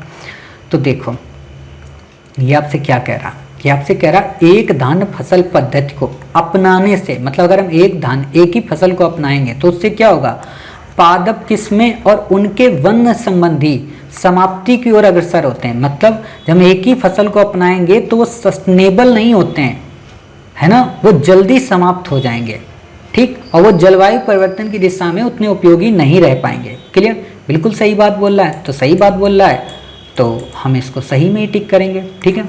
चलिए इतनी बातें हो गई। अब देखते हैं अगला क्या है 32 हमारा। 32 क्या कहना चाह रहा आपसे। 26 क्वेश्चन आए थे इस बार के सी सेट में, समझ गए, 2018 में आपका। तो इसको देखते हैं 32 क्या कह रहा आपसे। 32 को चेक करो। उपयुक्त परिच्छेद से निम्नलिखित में से कौन सा सर्वाधिक निर्णायक और तार्किक निष्कर्ष निकाला जा सकता है। पृथ्वी मानव की खाद्य, वस्त्र और आश्रय की केवल आधारभूत आवश्यकताओं की पूर्ति कर सकती, बस खाना देगी, कपड़ा देगी, आश्रय देगी, बाकी नहीं देगी, एनवायरनमेंट नहीं देगी, ऑक्सीजन नहीं देगी। हद होती है भाई, धरती माता है हमारी, तो केवल आधारभूत नहीं हो सकता, ठीक। पर्यावरणीय चुनौती का सामना करने का एकमेव, आपने ये वर्ड सुने होंगे ना बहुत बार, पिछले 2 बार से हम आपको पढ़ा रहे हैं। एकमेव, केवल, तो दोनों गलत हो गए बिना बुद्धि लगाए। केवल जैविक तंत्रों का ज्ञान ही हमें पृथ्वी को, अच्छा जैविक ज्ञान हो जाए बस हम बचा लेंगे, हद होती है। तो ये तीनों कट गए, क्या बचा, सी। हमारे लिए उपभोक्तावाद को कम करना अपने हित में, ठीक है। तो अब एक बार आपको दिखा देते हैं। आज शीर्षक पर्यावरण चुनौती जन तथा इनकी आकांक्षाओं का समुच्चय यदि आकांक्षाएं द्वितीय विश्व युद्ध के बाद की किफायती प्रकार की हों तब बहुत अधिक संभावनाएं बनती हैं उस दृष्टिकोण की तुलना में जो पृथ्वी को एक विशाल शॉपिंग मॉल की भांति देखता है। हमें चमक दमक के आकर्षण के परे जाना चाहिए तथा ये समझना चाहिए कि पृथ्वी एक जैविक तंत्र की भांति कार्य करती है। सिंपल सी बात है, ज़्यादा इसे हमें सोचने की जरूरत नहीं, उपभोक्तावादी संस्कृत पे काउंटर कर रहा है, ठीक है। तो 32 हो गया। अगला हम देखते हैं क्या है 33। इसको देखते हैं कैसे इसमें करना है आपको। इसमें क्या कह रहा है आपसे। इस परिच्छेद का लेखक का ये मत है कि नेतृत्व को केवल युद्ध के अनुभव से ही सीखा जा सकता है, बाकी और कोई अनुभव नहीं है क्या। कट करो इसको। नेतृत्व को अर्जित भी किया जा सकता है और साथ ही सिखाया भी जा सकता है, ये अच्छी बात कह रहा है। प्रशिक्षण के परिणाम सिखाते हैं कि अपेक्षा से अधिक लोग नेतृत्व अर्जित कर लेते हैं। मतलब जिनको हम प्रशिक्षण देंगे तो लीडरशिप बन जाएंगे, कतई नहीं बनेंगे लीडरशिप, ठीक है, जब तक उनमें खुद का वो नहीं आएगा। कठिन प्रशिक्षण के बावजूद बहुत कम नेता बनते हैं, ऐसा नहीं होता है, नेता बन जाते हैं लोग, ठीक है। खैर हम पैराग्राफ चेक करते हैं क्या उसमें ऐसी कोई बातें कह रहा है, तो हम उस चीज़ को चेक करें। कुछ लोगों का विश्वास है नेतृत्व एक ऐसा गुण है जो या तो जन्म से होता है या बिल्कुल नहीं होता। ये सिद्धांत मिथ्या है, मतलब ये नेतृत्व का गुण मिथ्या हो गया, क्योंकि नेतृत्व की कला अर्जित की जा सकती है और अवश्य ही सिखाई जा सकती है। अब देखो ये लाइन इससे मैच कर रही है, नेतृत्व को अर्जित किया जा सकता है और साथ ही सिखाया भी जा सकता है, तो ज़्यादा बुद्धि मत लगाओ, ठीक है। 33 का आपका बी सही हो गया।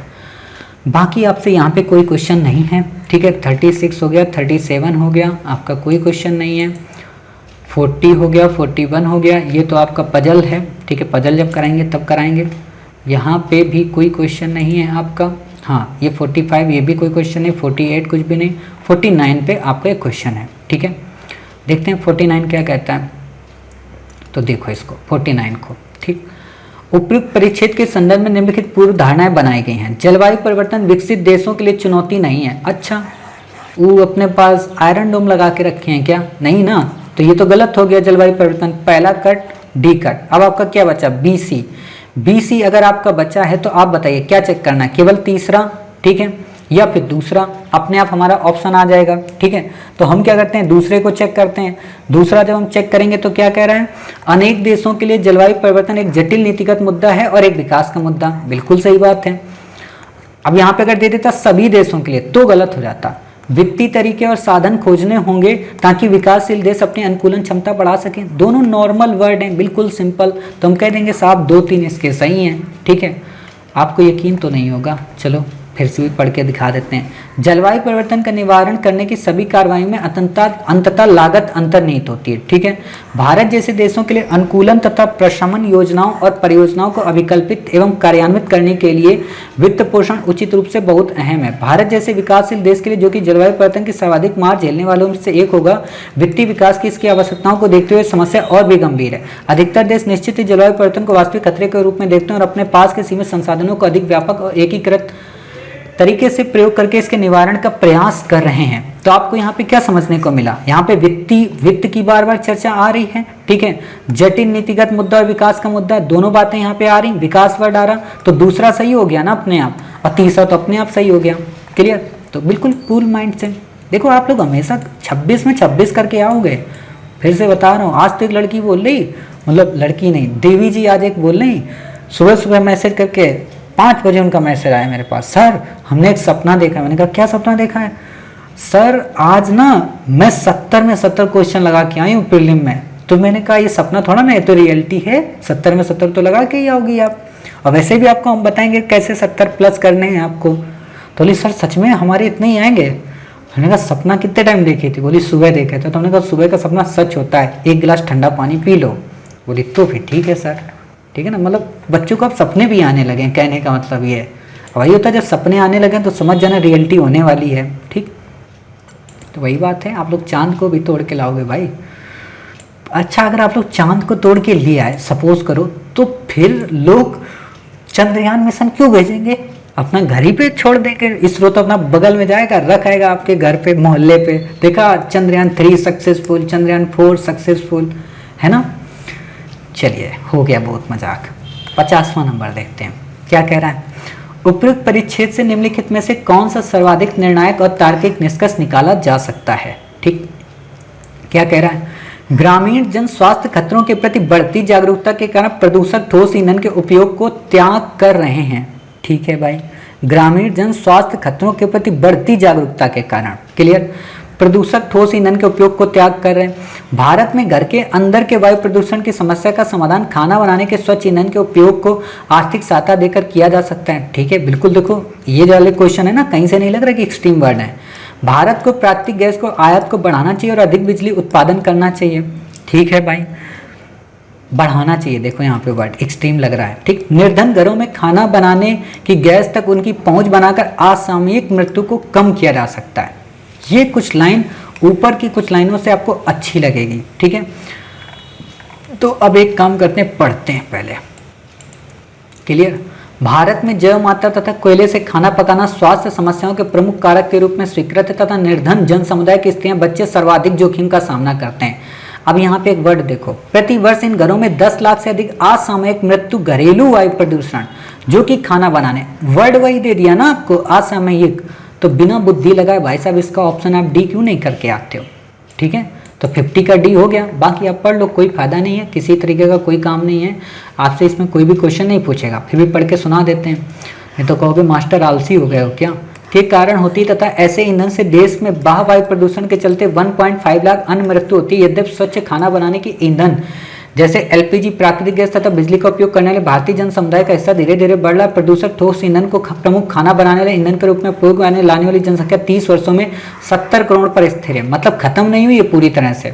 ठीक है ना, अभी स्थिर है। तो यहाँ पे तो कह रहा त्याग कर रहा है, यानी कि कम हो रहा है, जबकि वो तो स्थिर बोला है। तो ये तो गलत हो गया हमारा ऑप्शन, ये तो सही ही नहीं है। ठीक है, और कहीं पे बताया कि पैसा ऐसा देंगे, कहीं पे कुछ नहीं कह रहा, कहीं कह रहा आयात करना है, नहीं कह रहा। तो क्यों हम एडवांस में अपनी बुद्धि लगाएं? ठीक है, अगला क्वेश्चन देखते हैं 51। क्या है, निम्नलिखित में से कौन सा एक परिच्छेद का सबसे महत्वपूर्ण निहितार्थ है? ठीक है, क्या कह रहा है? सुखी विश्व विज्ञान का स्वप्न है। अच्छा बाबूजी, सुखी विश्व विज्ञान का स्वप्न है। विज्ञान ही एक सुखी विश्व का निर्माण कर सकता है, लेकिन अकेला बड़ा संकट भी। अच्छा, और कोई सुखी विज्ञान नहीं कर सकता है। मानो भाई साहब जब से मोबाइल इंटरनेट में नहीं था ना, तब से ज्यादा सुखी था। आज उसको जल्दी सूचना मिलती इसलिए जल्दी मरता है। पहले उसको पता नहीं था ना दुनिया में कोरोना आया कि नहीं आया, चला गया चला गया। आज रोज पता चला, अच्छा इतने लाख बढ़ गए। आदमी को लगता है मेरा नंबर कब आएगा। ठीक है, विज्ञान के बिना सुखी विश्व संभव नहीं है। ऐसा तो नहीं हो सकता, तो सी भी कट गया। सुखी विश्व का होना बिल्कुल संभव नहीं है। अरे भाई किस ग्रह से आए हो आप?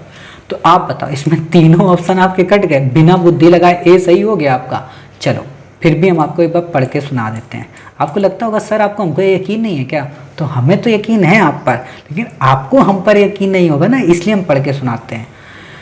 कुछ बच्चे का प्रमाण दे दे नीचे कमेंट बॉक्स में, अरे सर ऐसी कैसी बात करते हो आप, है ना? तो नहीं देना है। हमें विश्वास है कि आप सबको यकीन है, क्योंकि आप वीडियो देख रहे हो, इतनी बड़ी बात है, और इतना हमें झेल ले रहे हो, एक एक घंटे की क्लास, यही बहुत बड़ी बात है। वरना इतनी मेहनत कोई नहीं करता है जितनी आप लोग कर रहे हो। ठीक है, कुछ बच्चे कहेंगे सर तो फिर अब वीडियो पॉज करते हैं, छुट्टी। ऐसा भी नहीं करना। देखो चुपचाप, वैज्ञानिक ज्ञान के अपने संकट हैं, लेकिन सभी बड़ी चीजों के साथ ऐसा ही है। देखो, वैज्ञानिक ज्ञान के साथ संकट है, लेकिन सबके साथ है। उन संकटों के परे जिनके द्वारा ये ज्ञान वर्तमान को डराता है, एक संभावित सुखी विश्व जो कि गरीबी रहित है, युद्ध रहित है, रोग मुक्त है, का भविष्य निरूपण भी करता है, मतलब विजन देता है। अब एक बात बताओ, इसमें पहले ही बता दिया ना कि सुखी विश्व का स्वप्न दिखाता है, तो ज्यादा बुद्धि क्यों लगाएं? विज्ञान के चाहे कोई भी अप्रिय परिणाम हो सकते हो, पर अपनी विशेष प्रकृति में मुक्ति लाता है, तो बाकी तो हम यहाँ पे कुछ नहीं कर सकते ना। क्लियर? तो ये हमारे हो गए। चलिए अब अगला देखते हैं 52। 52 आपसे क्या कहना है कि कौन सा एक परिच्छेद का सबसे महत्वपूर्ण निहितार्थ है। ठीक है, तो ध्यान से देखना। भारत आर्कटिक प्रदेश में राज्य क्षेत्रीय दावे कर सकता है और इससे संसाधनों तक इसकी मुक्त पहुंच हो सकती है। आर्कटिक क्या हमारे पड़ोस चाचा जी का घर है क्या? आर्कटिक में बेचारा अमेरिका और रसिया तो आपस में लड़ रहे हैं, ब्रिटेन को तो वहाँ हिस्सेदारी नहीं है, तो हम कौन चौधरी होते हैं जो पूरा मिडिल ईस्ट क्रॉस करके उत्तर पहुंच जाएंगे? नहीं पहुंच सकते ना। तो गलत बात है ये, किसी के घर में दूसरे घर में कब्जा नहीं करना चाहिए भारत को। ठीक है, तो ये गलत हो गया। दूसरा, आर्कटिक में ग्रीष्म का पिघलना भू राजनीति में परिवर्तनों का कारण बनता है। भाई बर्फ पिघलेगी, रिसोर्सेज मिलेंगे, तो सिंपल सी बात है। आर्कटिक क्षेत्र भविष्य में विश्व के संसाधनों की कमी की भारी समस्या को सुलझाएगा। अच्छा, भारी समस्या मतलब सब कुछ आर्कटिक से ही शोषण कर लो, तो बेचारा आर्कटिक वाला नाराज नहीं हो जाएगा। आर्कटिक क्षेत्र में अंटार्कटिका से अधिक संसाधन है। किसने खोज की है कि आर्कटिक में अंटार्कटिका से ज्यादा संसाधन है? क्या बर्फ हटा के किसी ने नीचे देखा था? नहीं देखा ना। एक्सट्रीम है, काटो इसको, इसको भी काटो। कौन बच रहा है आपका 52 में? आपका बच रहा है बी कि हाँ साहब भू राजनीतिक परिवर्तन होता है। विश्वास ना हो तो पढ़ लो भाई। चलो एक बार पढ़ा देते हैं। आर्कटिक के जीवाश्म ईंधन, मत्स्य और खनिजों के विपुल भंडार अब वर्ष में कहीं अधिक लंबे समय तक सुलभ है, लेकिन अंटार्कटिका जो कि शीत युद्ध कोल्ड वॉर के दौरान हुई अंटार्कटिका संधि के कारण शोषण से संरक्षित और किसी भी देश द्वारा किए जाने राज्य क्षेत्रीय दावों के अंतर्गत नहीं आती। के विपरीत आर्कटिक को औद्योगिकरण से सुरक्षित रखने के लिए कोई कानूनी व्यवस्था नहीं है, विशेषकर उस समय जब विश्व अधिक से अधिक संसाधनों के लालायित हैं। हिम मुक्त ग्रीष्म की सुस्पष्ट संभावनाओं ने आर्कटिक तट वाले देशों को पिघलते सागर के बड़े खंडों की छीना झपटी, मतलब भू राजनीतिक। एक बात बताओ, कहीं भारत नाम दिया है? नहीं दिया ना, तो क्यों बुद्धि इतनी लगा रहे हो? भू राजनीतिक सीधे लिखो ना, ग्रीष्म हिम का पिघलना लाइन आपको दे ही दिया है। क्लियर? अब देखो क्या उसने दिमाग लगाया, ग्रीष्म हिम, ठीक है, और इसमें लिखा है केवल हिम ग्रीष्म। ठीक है, यही तो होता है कॉम्प्रिहेंशन, कि आपको भाषा से खिलवाड़ करता है। ठीक है, चलिए अब देखते हैं 53 नंबर। 53 नंबर क्या है? इसमें तो सब कुछ वैसा दिया है शॉर्ट फॉर्म में, चलो फिर भी पढ़ते हैं। उपयुक्त परिच्छेद का क्या निर्णायक संदेश देता है? भारत को अपने पीडीएस को संशोधित करना चाहिए, यानी कि पब्लिक डिस्ट्रीब्यूशन सिस्टम, ठीक है, उसको संशोधित करना चाहिए। भारत को डब्ल्यूटीओ का सदस्य नहीं होना चाहिए। अरे भाई कैसे कह सकते हो, दोनों गलत हो गए। भारत के लिए खाद्य सुरक्षा व्यापार के साथ टकराव उत्पन्न करती है। भारत के लिए खाद्य सुरक्षा व्यापार के साथ टकराव उत्पन्न करती है। इसको ऐसे रुक के पढ़ना है। भारत के लिए खाद्य सुरक्षा व्यापार के साथ टकराव उत्पन्न करती है। भारत अपने गरीबों को खाद्य सुरक्षा देता है। ठीक है, अब यहाँ पे इसको पढ़ के ही आप बता सकते हो कि वास्तव में क्या कहना चाह रहा, लेकिन मोटे तौर पर सी ज़्यादा नज़दीक लग रहा है। ठीक है, फिर भी हम पढ़ते हैं। देखो, WTO का सदस्य होने के कारण भारत उन समझौते से बंधा है। तो जब सदस्य है तो हम कैसे कह सकते हैं कि सदस्य हमें नहीं रहना है। ठीक है, दूसरी बात, जिन पर भारत समेत इसके सदस्यों ने हस्ताक्षर किया और समर्थन किया। समझा जाता है कि कृषि समझौते के अनुच्छेद 6 के अनुसार कृषि उत्पादों के न्यूनतम समर्थन मूल्य उपलब्ध कराने से विकृत आएगी और इसे सीमाओं के अधीन रखा जाएगा। न्यूनतम समर्थन मूल्यों से उत्पन्न आर्थिक सहायता विकासशील देशों के लिए कृषि उत्पादन के मूल्य के 10% से अधिक नहीं हो सकती। भारत में PDS के लिए न्यूनतम समर्थन मूल्य और खाद्यान्न का सार्वजनिक स्टॉक होल्डिंग आवश्यक है।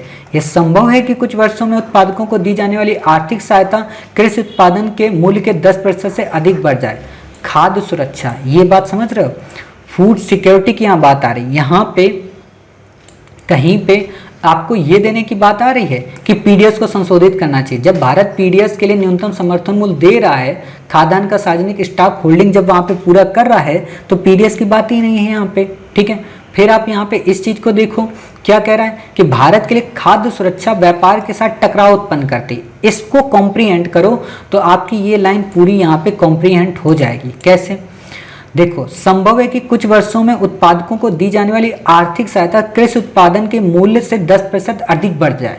तो ये क्या कहना चाह रहा, ये लाइन कहनी चाह रही कि अगर आर्थिक सहायता बढ़ जाएगी तो लोग ज्यादा से ज्यादा व्यापार करेंगे, ज्यादा से ज्यादा फसलों को बेचेंगे, और जब बेचेंगे तो खाद्य सुरक्षा हमारी संकट में आ सकती है।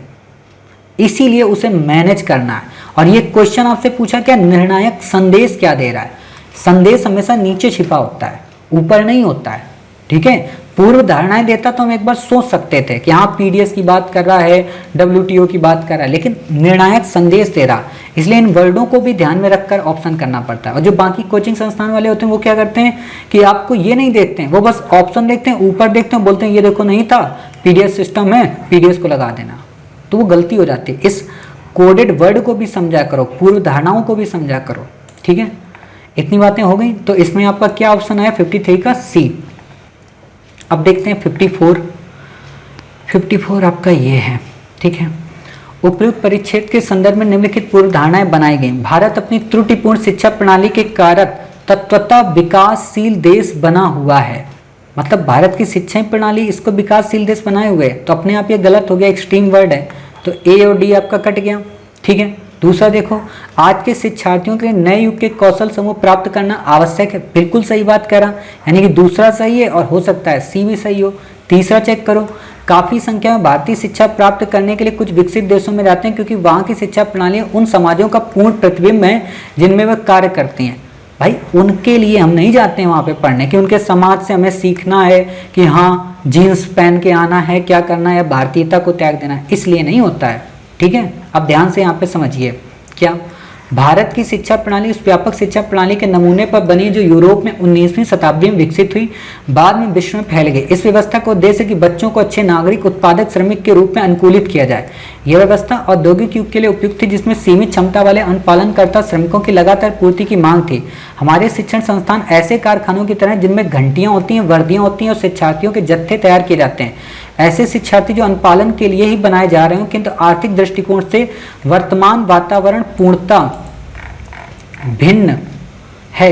एक जटिल, अस्थिर और भूमंडलीय रूप से अंतर संबंधित संस्थान है। मतलब क्या है कि हमें ऐसे स्टूडेंट नहीं बनाने हैं जिनकी घंटियां और ड्रेसअप और उन्हें कौशल डेवलपमेंट ना हो या नवीन तकनीक के साथ बदलते का माहौल ना हो। ठीक है, तो नए कौशल की बात कर रहा है। क्या यहाँ पे कहीं उन समाजों की बात किया? क्या कहीं पे ये कहा कि भारतीय लोग वहाँ पे पढ़ने जा रहे हैं? नहीं कह रहा ना। तो जब नहीं कह रहा तो हमारा तीसरा ऑप्शन कहीं से भी सही नहीं होगा, और जब हमारा तीसरा कहीं से भी नहीं सही होगा तो क्या बचेगा? केवल B। इतना आपको सोचना पड़ेगा कि जो चीज़ नहीं दी है उसको हम नहीं लिखेंगे। ठीक है, चलो अब कौन सा यहाँ पे क्वेश्चन आया? हमने आपको 54 तक करा दिया ना। हाँ चलो 55 देखते हैं। 55 क्या कह रहा है? मोटापा विश्व भर में एक महामारी समस्या बन गया है, महामारी बन गया है। ठीक है, मतलब सभी लोग मोटापे से परेशान हैं। बहुत से लोग श्रेष्ठ शरीर प्राप्त करने की धुन में लगे हैं। बहुत से लोग हमारे जैसे तो नहीं चाहते हैं। आप में से कुछ बच्चे हैं जो बिल्कुल दुबले पतले हैं, क्या चाहते हैं कि वो मोटे बन जाएं, चल भी ना पाए? ऐसा तो नहीं चाहते होगे ना, सोचते हो पतले ही ठीक है, कम से कम उठ बैठ तो लें। ठीक है, तो ये तो बिल्कुल नहीं चाहते होगे। मोटापा तत्वतः एक असाध्य रोग है, मतलब इससे कम नहीं किया जा सकता। आप रोज देखते हो एडवर्टाइज, फलानी देवी जी ने अपने 120 किलो वजन को घटाया, इस समय वो केवल 30 किलो की बची। ऐसे आते हैं एडवर्टाइज, आपने देखा होगा, मोटापा घटाएं बस एक मिस कॉल दें, ऐसे नहीं आते हैं। तो असाध्य तो नहीं होगा, कुछ तो साध्य होगा, तो ये भी हमारा गलत हो गया। ऐसे बुद्धि लगाया करो हमेशा, इसी को कहते हैं इनकलकेटिंग, जो हमारा है ना लर्निंग सिस्टम, इनकलकेट करके। मोटापे के लिए कोई पूर्ण आहार अथवा एक समाधान नहीं है, ये बात सही है। जो लोग कहते हैं ना जिम कर लो मैडम साहिबा, जिम कर लो देवी जी सज्जन जी, या ये हमारा ड्रिंक पी लो फलाना वो कर लो, इससे थोड़ा ना होता है मोटापा। बहुत सारी चीज़ें होती है, बहुत डाइट रखना पड़ता है ना। कि मान लो गोलगप्पे दिखाई पड़ गए, गोलगप्पे खा लें, 3 पैकेट चिप्स के आए ठूस गए मुंह में, ऐसा भी नहीं होना चाहिए ना। तो वही बात है कि एक कोई पूर्ण आहार नहीं है कि हाँ मूंग की दाल खाओगे तो मोटापा नहीं रहेगा, ऐसा कुछ भी नहीं है। तो फिर भी पढ़ लेते हैं इसको, जाता क्या है अपना, एक बार पढ़ लें। तो आप ही लोग कहोगे सर पढ़ाते नहीं हो, ठीक है। तो देखो यहाँ पे इससे 1 मिनट रुकिए। हाँ, आहार नियंत्रण का प्रचलन महामारी बन चुका है, ठीक है। हर कोई एक श्रेष्ठ शरीर प्राप्त करने की तलाश में है। हम सभी संजातीयता, आनुवंशिकी, पारिवारिक इतिहास, लिंग, आयु, शारीरिक और मानसिक तथा आध्यात्मिक स्वास्थ्य स्थिति, जीवन शैली एवं वरीयता के संदर्भ में भिन्न है। इस कारण से हमें किस आहार को सहन कर सकते हैं, किस आहार के प्रति संवेदनशील, इस मामले में भी भिन्न है। अतः हम वास्तव में अनेक जटिलताओं में कमी एक आहार या आहार पुस्तिका में नहीं ला सकते। यह विश्व भर में मोटापे नियंत्रण रखने में आहारों की विफलता को स्पष्ट करता है। मतलब सीधा सा कह रहा है ना कि कोई एक आहार ऐसा नहीं है जो आपके वजन को कम कर दे, बढ़ा दे। जब तक वजन बढ़ने के कारणों को भलीभांति समझा नहीं जाएगा, उन्हें दूर नहीं किया जाएगा, तब तक आदतों को स्थायी तौर पर बदला नहीं जा सकता। कोई भी आहार शायद सफल नहीं होगा। समझ रहे लास्ट लाइन ये क्या कहना चाह रहा है, यही तो आपसे कह दिया इसने। तो अब भी कुछ समझना चाहते हो, नहीं समझना है ना, तो बस इसमें क्या आप टिक करके आओगे, कोई पूर्ण आहार नहीं। क्यों? क्योंकि तार्किक निष्कर्ष पूछ रहा है, ठीक है। पूर्ण धारणा पूछता तो एक बार सोचते हैं। चलिए ये हो गया। अब बताती 56, 3-4 क्वेश्चन और बचे हैं, कर लेते हैं, है ना, फिर आपको भी छुट्टी कर देते हैं। अरे भाई क्यों तुम भी परेशान किए हुए हो। हाँ, निम्नलिखित में से कौन सा सर्वाधिक तार्किक तर्क संगत और निर्णायक संदेश इस परिच्छेद द्वारा दिया गया है, ठीक है। फसल आनुवंशिक विविधता को सुरक्षित रखना जलवायु प्रभावों के विरुद्ध बीमा है। अच्छा भाई, बहुत अधिक जोखिम होने के बावजूद विश्व में खाद्य सुरक्षा को सुनिश्चित करने का एकमेव, गलत हो गया ना, अधिक से अधिक आनुवंशिकी तौर पर रूपांतरित फसलें ही केवल काट दो, बड़ा अच्छा साउंड आ रहा होगा ना, काट दो। जलवायु परिवर्तन और तत्जनित खाद्य की कमी से एशिया और अमेरिका सबसे बुरी तरह आक्रांत होंगे। अच्छा, मतलब बाकी लोगों को दिक्कत नहीं होगी, हद होती है। आइलैंड कंट्री सबसे ज़्यादा दिक्कत में आएंगे जलवायु परिवर्तन से। तो डी भी आपका कट गया। अभी हमने देखा नहीं है लेकिन बता रहा हूँ, तो आपको क्या पता चला, फसल आनुवंशिक अगर विविधता होगी, इससे पहले आपने आर्टिकल पढ़ा था उसमें भी तो ये दिया था ना, डाइवर्सिटी जितनी ज़्यादा होगी फसलों की उतना ज़्यादा हमारे लिए फायदेमंद है। तो हमें लगता है ये उसी का 2nd पैराग्राफ आपको दे दिया है, ठीक। तो अब पढ़ लेते हैं। एक धान्य कृषि करने में बड़े जोखिम में कोई एकमात्र रोग अथवा, देखो एक धान्य कह रहा है तो इसलिए फसल आनुवंशिक विविधता चाहिए। कोई एकमात्र रोग या पीड़क विश्व भर के खाद्य उत्पादन के कतारों का समूह नाश कर सकता है। एक भयप्रद संभावना यह कि इसकी बढ़ती हुई अपेक्षाकृत धनाढ्य जनसंख्या 2050 तक 70% और अधिक खाद्य का उपभोग करेगी। परिवर्तित होती जलवायु से जोखिम और अधिक बढ़ गए। जैसे जैसे ग्रह गर्म होगा और मानसून वर्षा में तीव्रता आएगी, एशिया की कृषि भूमियां बाढ़ग्रस्त हो जाएंगी। उत्तरी अमेरिका को अधिक गहन सूखने का सामना करना पड़ेगा। कहीं पे इसमें उत्तरी अमेरिका के अलावा दक्षिण अमेरिका दिया है? नहीं दिया ना, एशिया भी तो दिया है। तो एक बात बताओ, जब एशिया दिया है तो भाई साहब इसमें ये तो नहीं दिया ना सबसे बुरी तरह से प्रभावित होंगे। इसमें क्या दिया है, जैसे जैसे ग्रह गर्म होगा, वर्षा में तीव्रता, एशिया की कृषि भूमियां बाढ़ग्रस्त हो जाएंगे, उत्तरी अमेरिका अधिक गहन होगा, ना कि एशिया। क्लियर? तो वही बात है, इतनी बातें समझ गए। और वैसे भी विविधता की बात कर रहा है तो 56 का हमारा क्या हुआ बाबूजी? ए हो गया। क्लियर? चलो अब देखते हैं क्या है। 58, 59, 60 तो है नहीं, ठीक है भाई। 55, 58, अरे ये तो वही वाला है, ठीक है। 61 ये भी नहीं है, ये तो सब मैथ के सवाल हैं। 64 हो गया, चलो इसमें भी नहीं है भाई, सही बात है। अब तो मुझे लगता है ख़त्म ही हो गए। ये क्या है? ये ग्राफ का है, ठीक है। ये भी आपका नहीं है, ये भी आपका नहीं है। उस समय जानते हो डाटा इंटरप्रिटेशन सबसे आया था ज़्यादा 2018 पेपर में, ठीक है। ये भी नहीं है आपका, यहाँ पे भी आपका नहीं है। क्लियर? हाँ ये भी आपका नहीं है, ठीक। लगता है आप ख़त्म हो गए क्योंकि 80 तो सवाल हैं। हाँ यहाँ पे भी नहीं है। 71, 72 ये सब मैथ का सवाल है, रीजनिंग का है। ठीक है, इसमें भी नहीं है। लक्ष्मी ये भी नहीं है, ठीक है, ये भी आपका नहीं है। सब मैथ के सवाल हैं। लगता है ख़त्म हो गया क्या? 73, 74 ये भी आपका नहीं है। एक्स वाई भाई लगता है ख़त्म हो गए। 77 ये भी नहीं है आपका। ओह ये बचे हैं 78 पे। अच्छा 2 बच्चे, मतलब लास्ट में ही 2 लगा दिए उसने, मतलब सोचता कि इतनी जल्दी कैसे जाओगे। चलो इनको भी चेक करते हैं क्या कह रहा है। इस परिच्छेद द्वारा दिया गया सर्वाधिक तर्कसंगत और निर्णायक संदेश क्या है? औद्योगिक पशुपालन यानी कि इंडस्ट्रियल फार्मिंग से बड़े पैमाने पर मांस का उत्पादन करना सस्ता होता है और ये गरीब देशों को प्रोटीन पोषण प्रदान करने के लिए उपयुक्त है। ठीक है, मांस उत्पादन उद्योग पशुओं के प्रति क्रूरता के विरुद्ध कानूनों का उल्लंघन करता है। औद्योगिक पशुपालन के द्वारा बड़े पैमाने पर मांस उत्पादन अवांछनीय है, इसको तुरंत रोक देना चाहिए। एक्सट्रीम वर्ड बोल रहा है तो 78 का सी तो अपने आप पट गया। मांस उत्पादन की पर्यावरणीय लागत आधारणीय होती है तथा जब इसका उत्पादन औद्योगिक पशुपालन से किया जाता है। ये कुछ लॉजिकल लग रहा है, ठीक है, ये भी कुछ लग रहा है, ये भी कुछ लग रहा है, तो चेक करते हैं। ठीक है, चेक करते हैं इसको।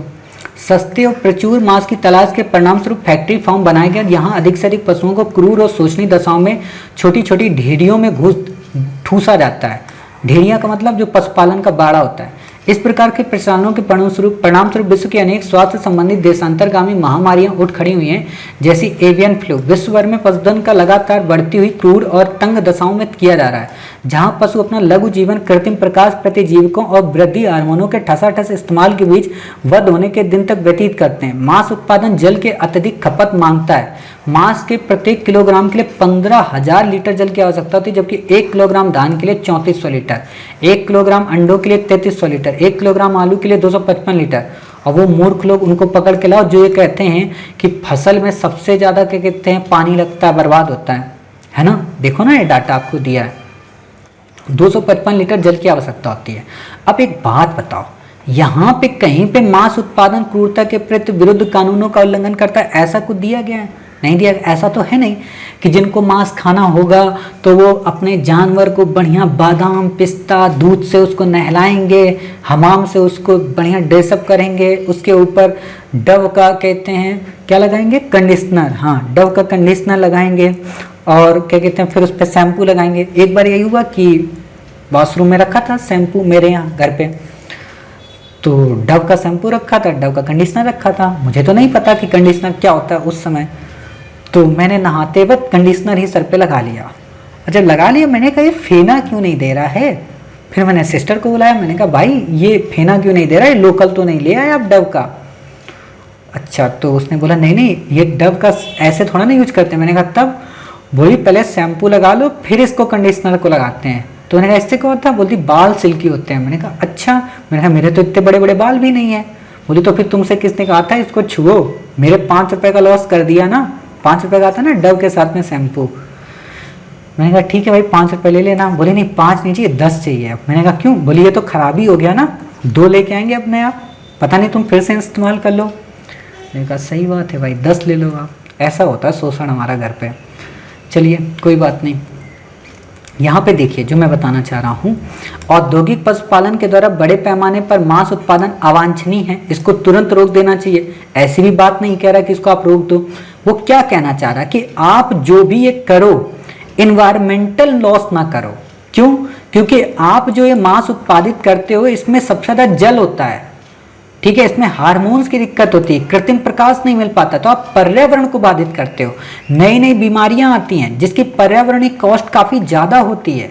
तो ये क्या कहना चाह रहा है? डी ऑप्शन इसका हमारा सही है। ठीक है, तो इतनी बातें क्लियर हो गई। इसको फिर से पढ़ना आप समझ जाएंगे। क्लियर?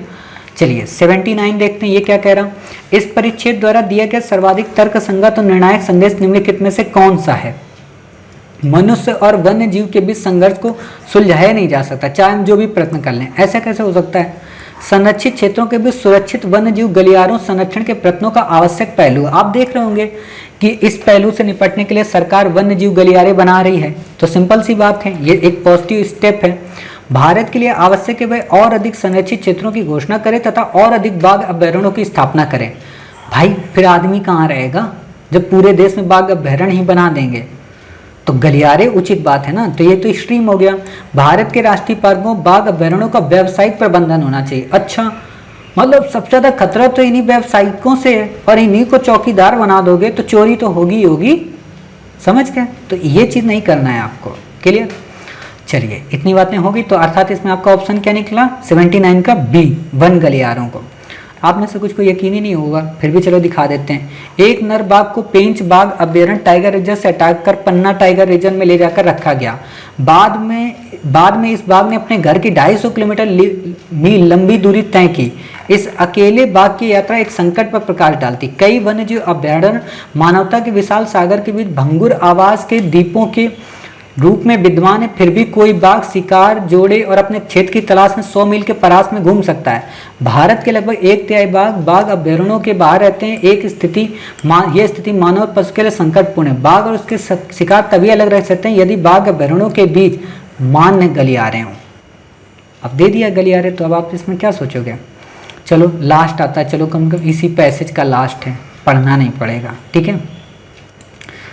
जय माता की बोल लो, लास्ट है, ठीक है। मतलब आप लोग भी थक गए होंगे। आप लोग बोलोगे सर हम तो नहीं थके हैं, आप ही थके होगे, हम तो पॉज भी कर सकते हैं, आप तो पॉज भी नहीं कर सकते हो। चलो लास्ट क्या है। उपयुक्त परिच्छेद के संदर्भ में निम्नलिखित पूर्व धारणाएं बनाई गई हैं, ठीक है। इसमें ऑप्शन देखो, डी है, सी है, बी है, ए है। मतलब इसमें से कोई अगर एक सही पता चल रहा है तो अपने आप कुछ ऑप्शन एलिमिनेट हो जाएंगे। एक संरक्षित क्षेत्र से दूसरे संरक्षित क्षेत्र में स्थान परिवर्तन है तो वन्य जीव के संरक्षण की रणनीति प्रायः सफल नहीं होती है। ये क्या कहना चाह रहा, एक संरक्षित क्षेत्र से दूसरे संरक्षित क्षेत्र में स्थान परिवर्तन हेतु वन्य जीव के संरक्षण करने की रणनीति प्रायः सफल नहीं होती। बिल्कुल सही तो कह रहा है कि जब यहाँ से पेंच टाइगर से लेकर दूसरे टाइगर रिजर्व में ले गए तो वहां से वो वापस आ गया, तो ये सही नहीं होती, यानी कि बात बिल्कुल सही है, ठीक है। अब यहाँ ये निगेटिव देख के मत कट कर आना कि मास्टर जी आप ही तो बोले थे, तो एक हमारा सही हो गया, हमारा बी कट गया, हमारा डी कट गया, ठीक है। दूसरा देखो, भारत में बाघों की सुरक्षा के लिए उपयुक्त कानून नहीं है। ऐसे है भाई, क्यों कह रहे हो, क्यों बेइज्जती करवा रहे हो हमारी। प्रोजेक्ट टाइगर ऑलरेडी हमने बना रखा है, ठीक है, तो ऑलरेडी हमारा गलत हो गया। और फिर यहाँ पे कौन कानून की बात कर रहा है, नहीं कर रहा ना, तो ये तो कट हो गया। सिंपल सा हमारा क्या है 80 का ए। तो इस तरीके से आज के हमने अपने सारे पैसेज कंप्लीट कर लिए। इतना आपको रफ पेपर मिलता है गणित के काम करने के लिए, ठीक है। तो उम्मीद है आज की क्लास आपको समझ में आ गई होगी। 2018 का हमने कवर कर लिया, डे 3 हमारा कवर हो गया। नेक्स्ट पार्ट में हम देखेंगे 2017 का, यानी कि डे 4 में। उम्मीद है आपको सारी क्लासेस समझ में आ रही होंगी। अब आपको पैसेज बहुत ईजी लग रहा होगा। तो बिना देरी के आपसे विदा लेते हैं, मिलते हैं अपने नेक्स्ट पार्ट में। तब तक अपना ख्याल रखिए, स्वस्थ रहिए, कोविड-19 के पैंडेमिक से अपना और अपनी फैमिली का बचाव करिए। जय हिंद, जय भारत।